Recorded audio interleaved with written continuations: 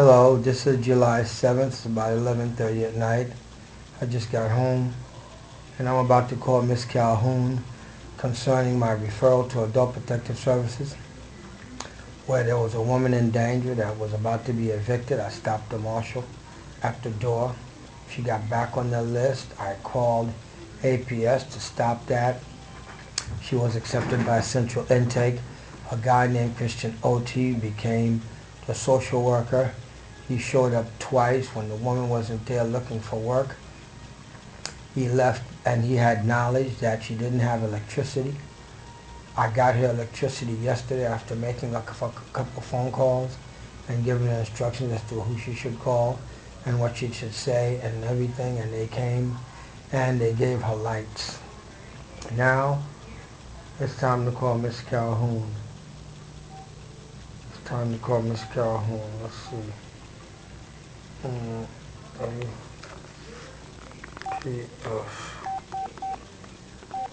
Let's call her up.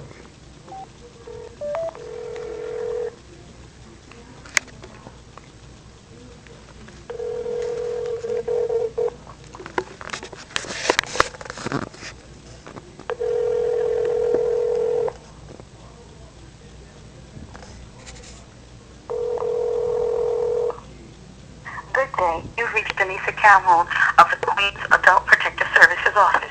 If you would like to make a referral, call Central Intake at 212-630-1853.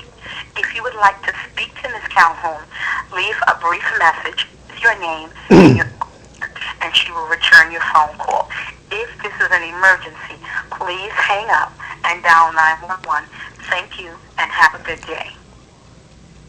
When you have finished recording, you may hang up or press 1 for more options.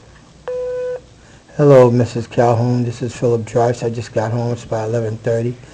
I was going to make sure that I reach the points out to you, and I'm recording on videotape this conversation because people got to see this, because this is a complaint about Christian O.T., who neglected Mrs. FRONIE Green that led to the culpable negligence. That's a felony that almost got the woman killed when she almost gassed herself to death on 3/16/06.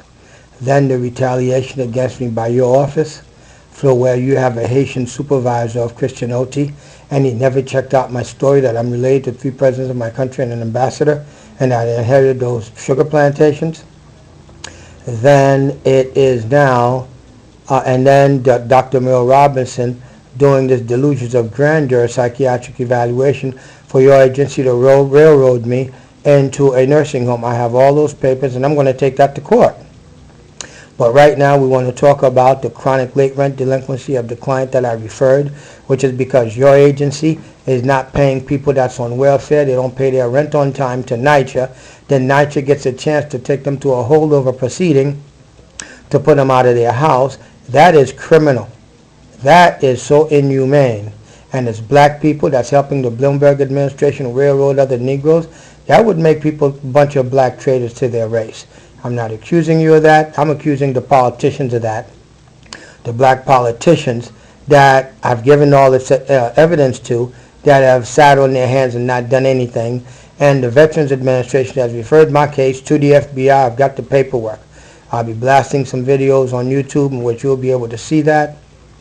And should APS not be able to work with NYCHA to remove Ms. Law from those holdover proceedings that's done by APS not paying the rent on time sometimes, pay the rent on time sometimes. If you're satisfied with your message, press 1. As you can see, everybody, she's got the message. To listen to your message, press 3. If you want to send your message as urgent, press 4.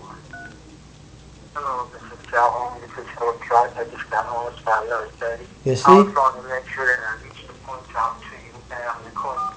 Your message has been sent as urgent. Thank you for calling. Goodbye. I sent it as urgent so that she can get it. And it's a chronic late rent delinquency, which is another sector of New York City Housing Authority harvesting apartments, and HRA is in collusion with them by not paying. In other words, this woman's rent goes to NYCHA, If it's got the wrong address on it, they don't credit it. Then after that happens for a while, then they send the right address, and then NYCHA gets their money. But they blame the tenant for HRA not putting the proper address on there, but for everything else, I guess for food stamps and stuff like that, they send it to the proper address. So that in itself is a manner by which one agency of the Bloomberg administration is helping another agency of poor people that can't take this to court, that don't even know what this thing is about. They haven't investigated, they don't know anything, and they're from the projects. They don't care about nothing.